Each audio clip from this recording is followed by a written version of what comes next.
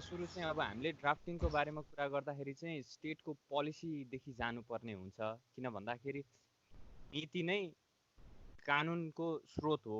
पहिला सुरु जुन नीतिहरू छन् त्यही अनुरूप नै कानुन बन्ने हुन्छ। त्यो हुँदाखेरि कुनै पनि नयाँ कानुन बनाउनु पर्ने छ भने त्यो सम्बन्धमा नीति छैन भने त्यो हुँदाखेरि चाहिँ सरकारले पहिला सुरुमा त्यो नीति बनाएर त्यसपछि बल्ल अनि त्यो नीति अनुरूपको कानुन बनाउने काम गर्दछ। र नीतिको प्रकारहरूको बारेमा कुरा गर्दाखेरि 3 प्रकारका छन्। एउटा भनेको राज्यको नीति जुन चाहिँ हाम्रो संविधानमा लेखिएको भनेर हुन्छ।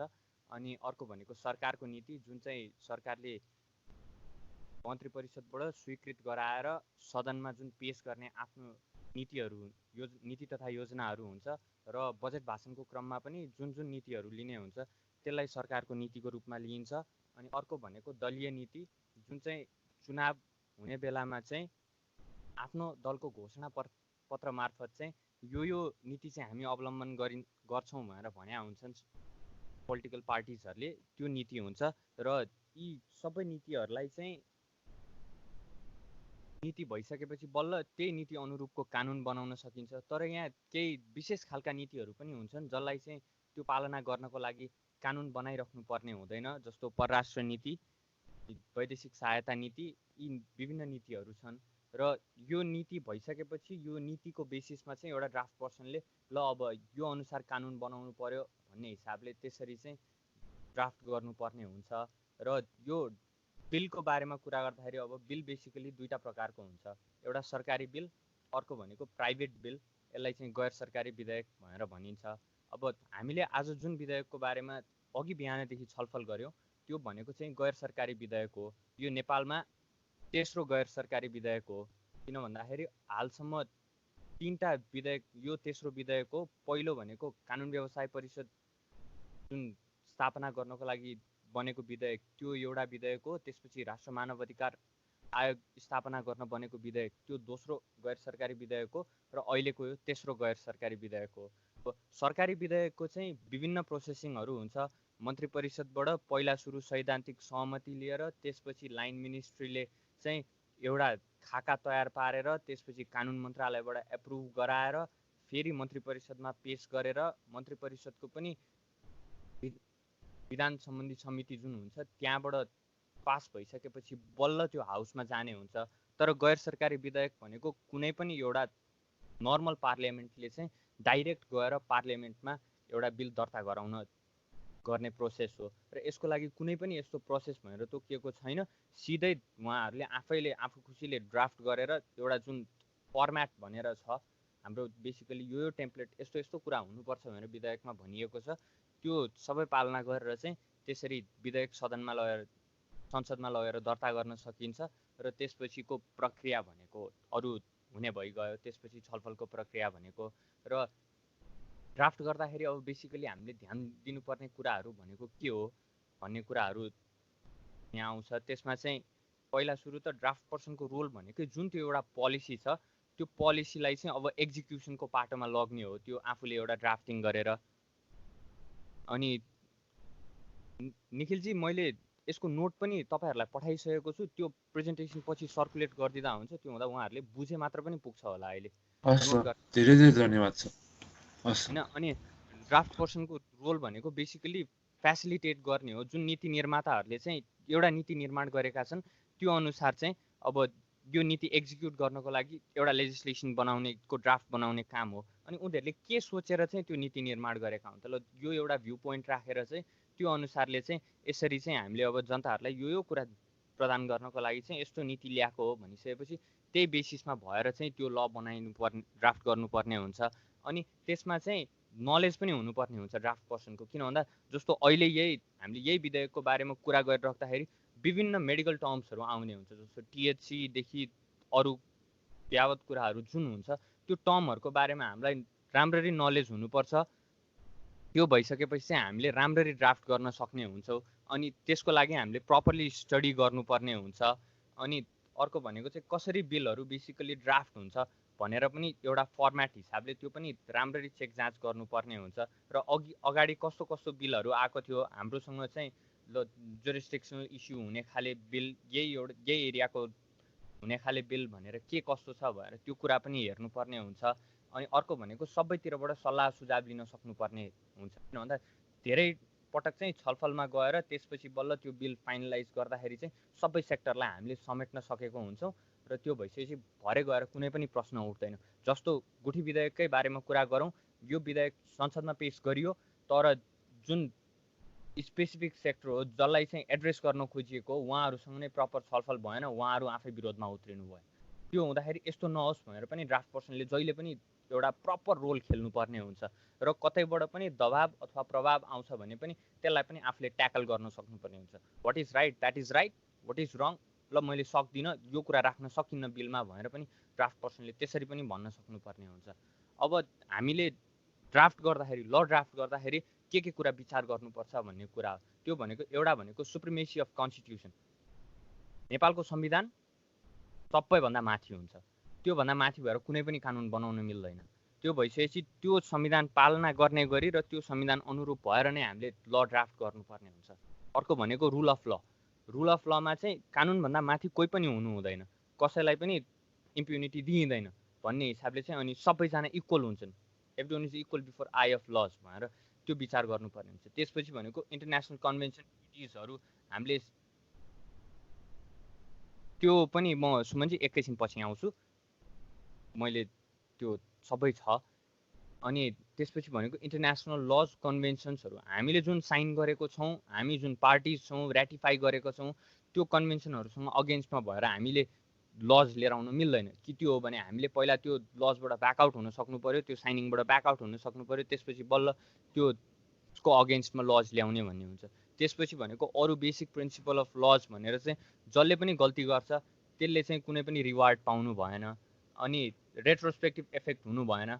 आजभन्दा 5 वर्ष अगाडि गरेको कुनै अब एउटा केही क्राइम छ, त्यो बेलासम्म क्राइम थिएन, तर आज आएर चाहिँ ल बनाएर आजभन्दा 5 वर्ष अगाडिदेखिकोलाई चाहिँ यो इम्प्लिमेन्ट गर्छु, 5 वर्षभन्दा अगाडिका जसले गरेका छन् उनीहरू सबैलाई चाहिँ यो उनीहरूको सबै कामलाई चाहिँ क्राइम मानिन्छ भनेर त्यसरी पनि भन्न मिल्दैन। अनि अर्को भनेको एक्टस रियस र मेन्स रिया हुनुपर्छ क्राइम हुनको लागि भनेर भनिन्छ। उसको मनसाय हुनु पर्यो त्यो अपराध गर्नको लागि, र उसले चाहिँ कार्य पनि गरेको हुनु पर्यो, त्यो अपराधिक कार्य। अनि अर्को भनेको कानुनी अस्तित्व भएकोलाई मात्र चाहिँ स्वीकार गर्ने, यो कानुन र न्यायका सामान्य सिद्धान्त मध्येमा पर्यो। त्यसपछि के समस्याको समाधानलाई कानुन बनाउनु परेको, जस्तो गाँजा खेतीको व्यवस्थापन गर्नको लागि भनेर चाहिँ हामीले कानुन बनाउने भनेर भनेको, त्यो कुरा चाहिँ हामी क्लियर हुनु पर्यो।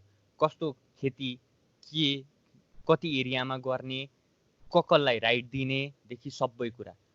अर्को भनेको पोलिसीको क्लियरेन्स। पोलिसीको क्लियरेन्स छैन भने त्यो क्लियर बनाउनु पर्यो त्यो पोलिसी, फेरि गभर्मेन्टलाई भन्नु पर्यो त्यो अनुसार चाहिँ यो पोलिसी यहाँ क्लियर छैन, यसरी तपाईँहरूले चाहिँ यो पोलिसी क्लियर गर्नु, त्यो हुँदाखेरि चाहिँ ड्राफ्ट गर्न सजिलो हुन्छ भन्ने हिसाबले। त्यसपछि भनेको अरू लजहरूसँग जुन मिल्ने छ त्यो हुँदाखेरि त्यो लजहरूसँग मिल्ने गरी अथवा त्यसलाई चाहिँ पछि हामीले खारेजी गर्नुपर्ने हो कि त्यो लको कुनै प्रोभिजन भनेर त्यो सबै कुरा चेक गर्नुपर्ने हुन्छ।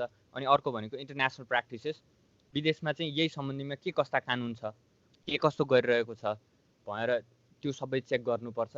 त्यसपछि यो कानुन कतिको लागू हुनसक्छ त, ल भनौँला रे 1000 हेक्टरमा गाँजा खेती गर्न दिउँला भनेर, तर त्यो कतिको चाहिँ अब हाम्रो सरकारसँग त्यतिको रिसोर्सेस छ त्यो कुरालाई चाहिँ मेन्टेन भन्दाखेरि पनि सुपरभाइज प्रपरली गर्ने हिसाबले हाम्रो गभर्मेन्टले भ्याउँछ भनेर त्यो कुरा पनि हामीले सोच्नुपर्ने हुन्छ।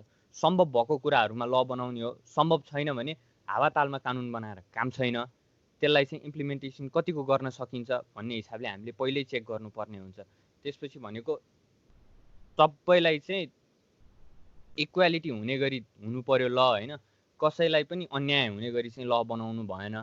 त्यसपछि पास्ट के थियो, प्रेजेन्ट के छ, फ्युचर के छ, इकोनोमिक सोसियल र कल्चरल सेक्टरमा चाहिँ यो लजले कतिको एफेक्ट पार्छ भनेर पनि हामीले चेक गर्नुपर्ने हुन्छ। अर्को भनेको जनताको हक हित र कल्याण कसरी गर्न सकिन्छ यो ल पास गरेर भन्ने हिसाबले पनि त्यो ड्राफ्ट गर्दाखेरि नै हामीले बुझ्नुपर्ने हुन्छ।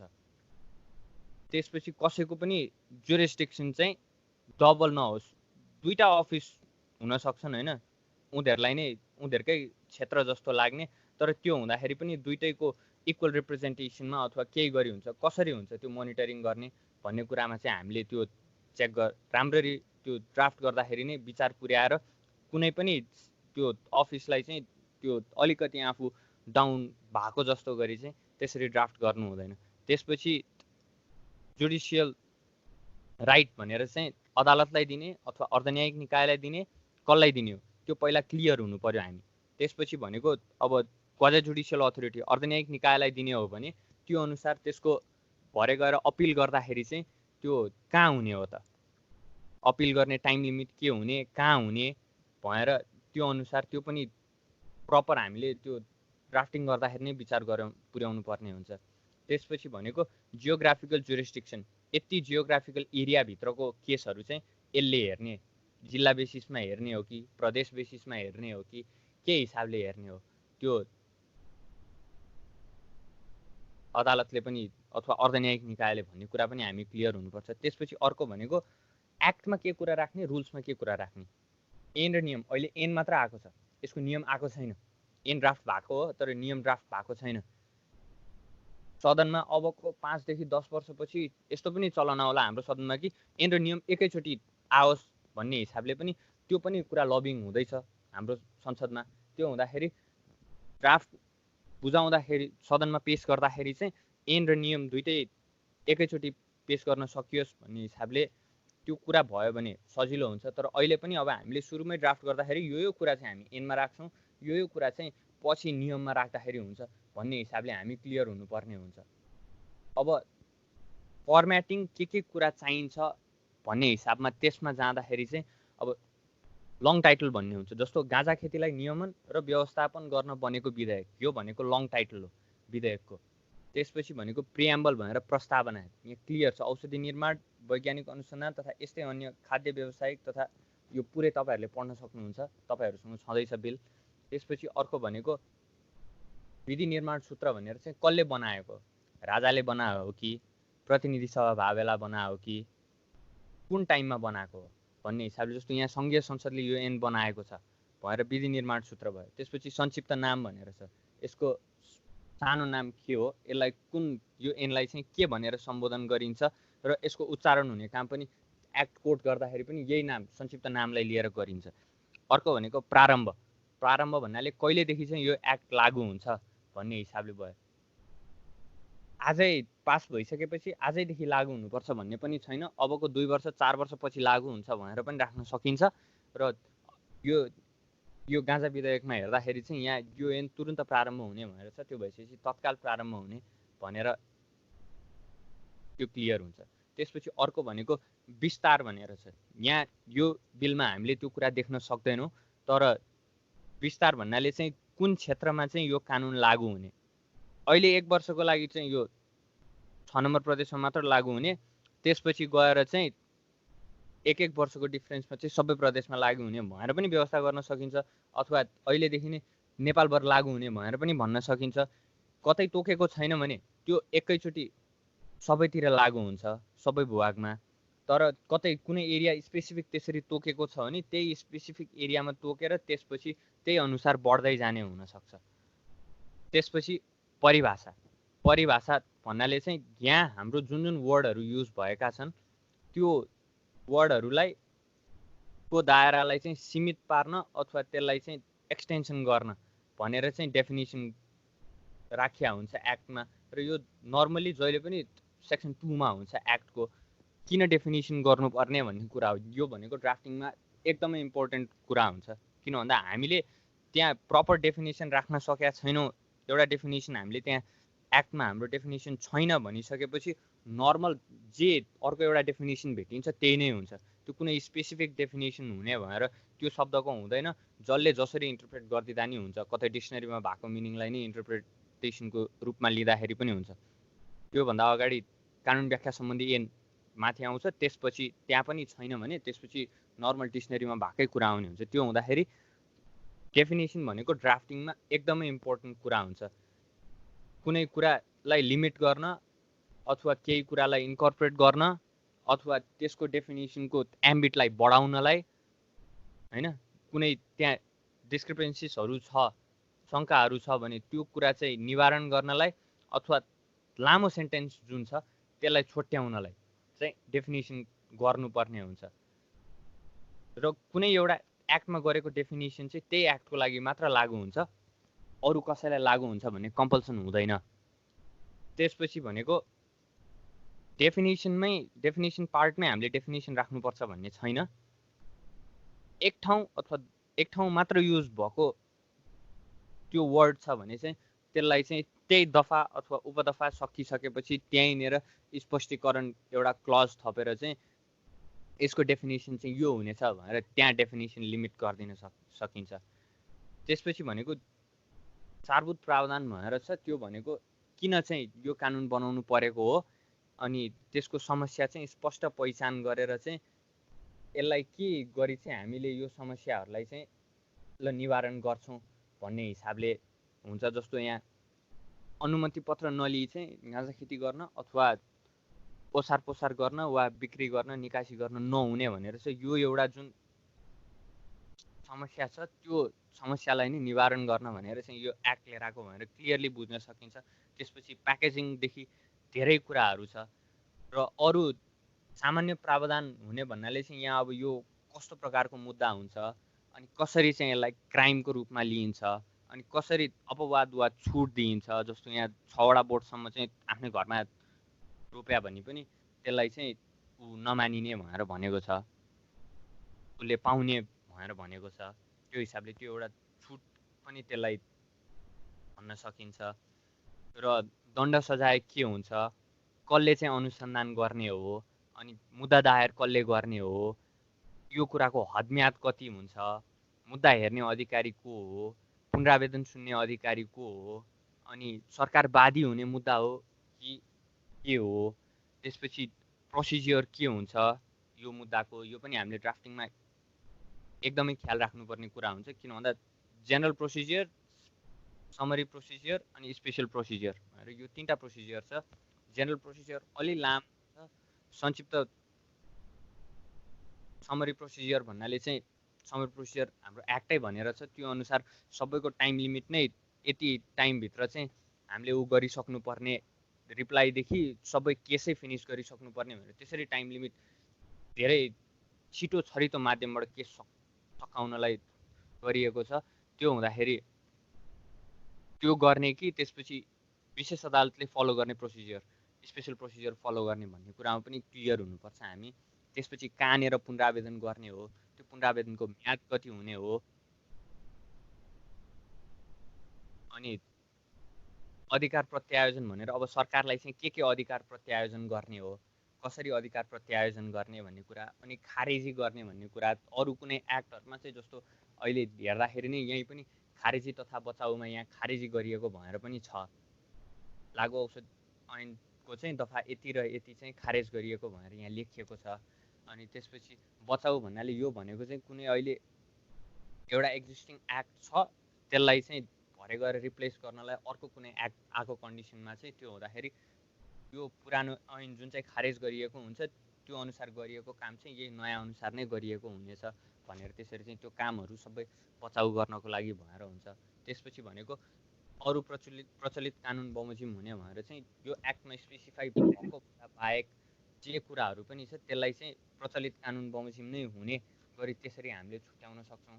अब बेसिकली अर्को कुरा भनेको चाहिँ अब मेन मिस्टेक कहाँ हुन्छ त भन्ने कुरा हो। किन भन्दा ल्याङ्ग्वेजदेखि सबै कुरा अघि भन्नुभएको थियो, यही यहाँ यो मिस्टेकहरूमै चाहिँ हामीले कस्तो ल्याङ्ग्वेज युज गर्ने के गर्ने भनेर सबै कुरा आउँछ।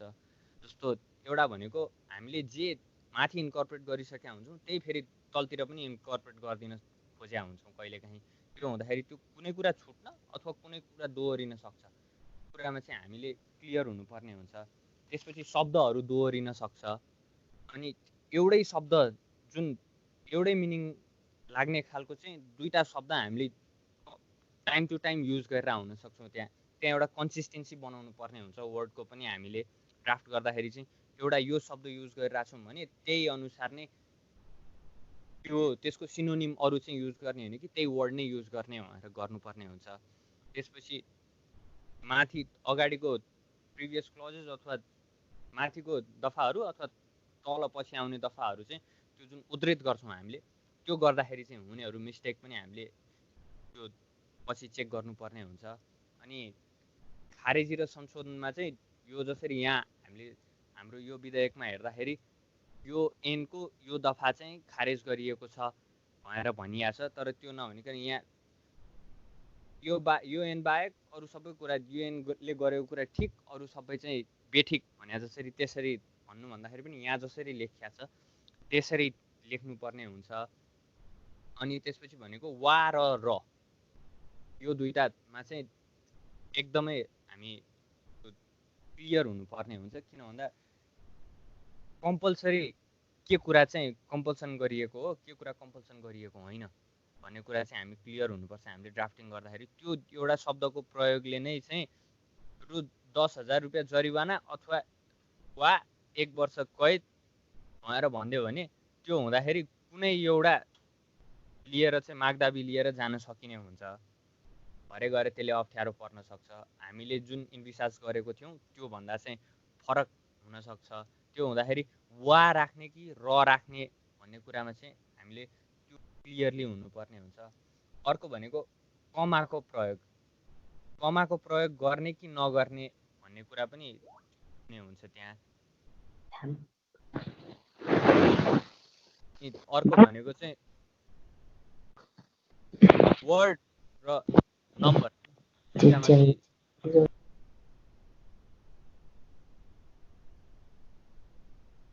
वर्ड र नम्बर यो दुईटा जुन हुन्छ त्योमा पनि चाहिँ एकरूपता आउने गरी त्यो लेख्नुपर्ने हुन्छ। कहिलेकाहीँ वर्ड लेख्दा 15 रुपियाँ मात्र लेखिया होला, रु 1.5 भनेर लेखिन्छ, तर ब्राकेटमा अक्षरमा 150 भनेर लेख्दा पनि हुनसक्छ, पछाडि एउटा जिरो छुट्या हुनसक्छ। अब मैले भन्नु यति हो। अब क्वेरिजतर्फ जाउँ। हजुर आयुषजी, हाम्रो प्रियान्सीजीले सोध्नु भएको छ, why can't law be drafted in negative sentence? Negative sentence भन्दाखेरि पनि हामीले रेस्ट्रिक्ट गर्न खोजेको यो कुरालाई चाहिँ यसरी रेस्ट्रिक्ट गर्न खोजेको भनेर चाहिँ यो कुरा गर्न नहुने भनेर हुन्छ। त्यहाँ हेर्दाखेरि पनि चाहिँ अनुमति नलिई गाँजा खेती गर्न, ओसार पसार गर्न, गाँजाको बिक्री वितरण गर्न वा निकासी गर्न पाउने छैन भनेर यसरी लेख्दाखेरि चाहिँ राम्रो हुन्छ हिसाबले नै त्यो हो।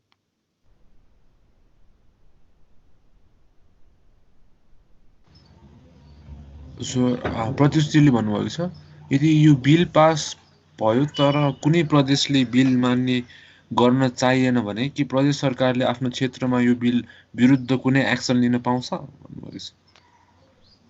यो कुरा भनेको चाहिँ अब हामीले कसको राइटमा छ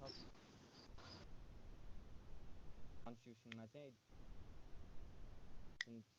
पावर सेपरेट त्यो अनुसार हेरेर पनि अहिले हेर्दाखेरि जब सङ्घीय संसदमा यो बिल दर्ता भयो त्यसको भोलिपल्ट नै प्रदेश नम्बर 3 को प्रदेश सभामा नै दर्ता भएको छ। त्यो हुँदाखेरि अब दुवै एकै उसमा गएर चाहिँ सङ्घले पनि प्रदेशले पनि ल यसरी गर्छौँ भन्ने हिसाबले चाहिँ सङ्घीय कानुन मान्ने हुनेछ। त्यो हुँदाखेरि प्रदेशले पनि सङ्घको लाइनमा कानुन त्यसरी नै प्रदेशले चाहिँ सङ्घको लाइनमा कानुन बनाएर चाहिँ एउटा स्पेसिफिक सेक्टर नै तोकेर यहाँनिर चाहिँ जस्तो अहिले हेर्दाखेरि कतिपय अब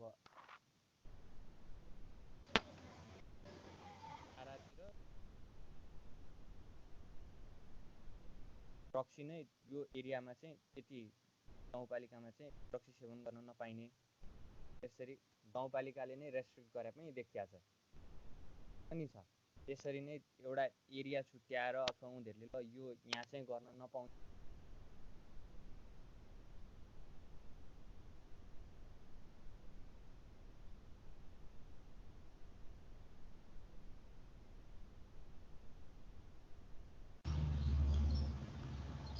आयुषी, हाम्रो विकासीको प्रश्न छ, बिचौलियाको प्रब्लम रहेको छ, बिचौलिया हटाउन चाहिँ कस्तो प्रावधान राख्न सकिएला भन्ने कुरा यो गाँजा खेतीको सन्दर्भमा बिचौलियाको कस्तो यसलाई हटाउन के व्यवस्था गर्न सकिएला भन्नुभएको छ। त्यसको लागि चाहिँ कतै एउटा सेन्ट्रलाइज एजेन्सी गरेर यहाँनिर चाहिँ अब फार्मर्सहरूले यहाँनिर ल्याएर गर्ने, त्यसमा चाहिँ अब त्यसको एमआरपी नै चाहिँ यति फिक्स गरेर गभर्मेन्टले एउटा रिटेल प्राइस नै फिक्स गरेर यतिमा बिक्री हुने, त्यसै यहाँनिर त्यो जुन एउटा कलेक्सन सेन्टर जस्तो छ, जस्तो हाम्रो अहिले यहाँ हेर्दा दुधको सहकारी, सबै गाउँघरमा कृषकले दुध गाई भैँसीबाट दुहिसकेपछि चाहिँ ल्याएर त्यो सहकारीमा जम्मा गर्नुहुन्छ, अनि त्यो सहकारीबाट चाहिँ अनि मार्केटमा जाने हुन्छ नि। त्यो हिसाबले नै त्यसरी नै गरेर चाहिँ एउटा प्रपर च्यानल बनाएर चाहिँ त्यसरी सकिन्छ।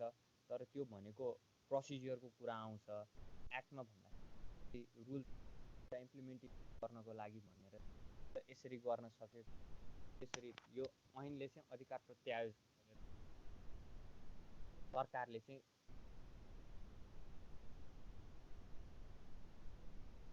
कसरी चाहिँ इम्प्लिमेन्ट भन्ने कुरा एक्टमा भन्दा। हजुर, आयुषी हाम्रो आराधनाजीले सोध्नुभएको छ, could you elaborate about the draft person or who can be the draft person? Does it mean only individual or it can be group भन्नुभएको छ। आराधनाजी, यसमा चाहिँ हाम्रो नेपालको कानुनमा कुरा गर्दाखेरि चाहिँ ड्राफ्ट गर्ने काम भनेको विषयगत मन्त्रालयले गर्छ। एउटा सब्जेक्ट मोस्टली गभर्मेन्ट बिल आउँछ, भनिहालेँ मैले अगाडि नै, जम्मा अहिलेसम्म नेपालमा पेस भएको भनेको 3टा प्राइभेट बिल हो। त्योभन्दा बाहेक जे जति पनि हाम्रो ऐनहरू सबै चाहिँ यता गभर्मेन्टबाटै आएको हुन्छ। अनि त्यो हुँदाखेरि चाहिँ 9 मिनिस्ट्रीले एप्रुभल, क्याबिनेटको एप्रुभल लिइसकेपछि त्यहाँको एउटा इन्डिभिजुअलले ड्राफ्ट गर्ने हो होइन। अनि त्यो ड्राफ्ट गरिसकेपछि त्यसको यता फेरि क्याबिनेटबाट एप्रुभल भएर अनि सदनमा जाने हो। अनि अहिले चाहिँ हाम्रो देशमा कस्तो पनि भइरहेछ, अहिले पछिल्लो चरणमा भन्दाखेरि चाहिँ एनजिओजहरूले चाहिँ एउटा बिलको ड्राफ्ट बनाउने अथवा कुनै आफू रिलेटेड पार्टी भएको त्यसै एजेन्सीहरूले कन्ज्युमर प्रोटेक्सन राइट सम्बन्धी यो प्रोटेक्सन एक्ट भन्नुलाई, त्यो चाहिँ एउटा कन्ज्युमर प्रोटेक्सन अर्गनाइजेसनहरूले एउटा बिल ड्राफ्ट बनाएर चाहिँ त्यसरी पनि 9 मिनिस्ट्रीमा पेस गर्न सके, जसले पनि पेस गर्न, ड्राफ्ट पर्सन जसले पनि गर्न सक्छ ड्राफ्ट। तर त्यो गएर भोलि पेस गर्ने बेलामा चाहिँ त्यहाँ सदनमा पेस गर्ने बेलामा आइदर कि त्यो गभर्मेन्टबाट पेस हुनुपर्छ कि भने एउटा एमपीबाट पेस हुनुपर्छ। त्योभन्दा बाहेक जस्तो तपाईँले मैले लगेर चाहिँ कुनै पनि बिल ड्राफ्ट गरेर हामीले सदनमा पेस गर्नलाई पनि कुनै एउटा एमपी चाहिँ हामीले समात्नुपर्ने हुन्छ, माध्यमबाट चाहिँ हामी सदनमा त्यो बिल पेस गर्न चाहिँ सक्छौँ। तर त्यहाँ त्यो एमपी बिना, पार्लियामेन्ट बिना चाहिँ त्यो बिल चाहिँ सदनमा पेस गर्छ। हजुर, हाम्रो स्वीकृतिजीले सोध्नुभएको छ, आफ्नो त्यो ड्राफ्टको कुनै अगेन्स्टमा गएको भए यसको इन्फोर्समेन्ट मेकानिजममा चाहिँ कस्तो के व्यवस्था रहेको छ र के गर्न सकिन्छ? नेपाल पुलिसलाई दिन सकिन्छ अथवा आर्मीलाई कस्तो के व्यवस्था रहेको छ भन्नुहोस्, पाउँछ वा पाउँदैन?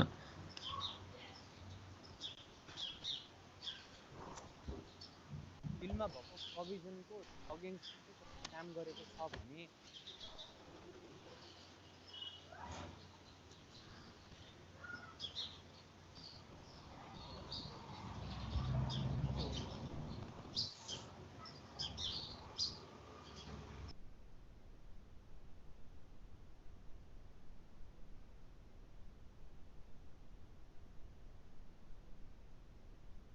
यहाँ बिल अनुसार कसलाई चाहिँ यो हेर्ने त भनेर त्यसरी यो दायर गर्ने अधिकारी भनेर त्यसरी नै तोकिएको हुन्छ।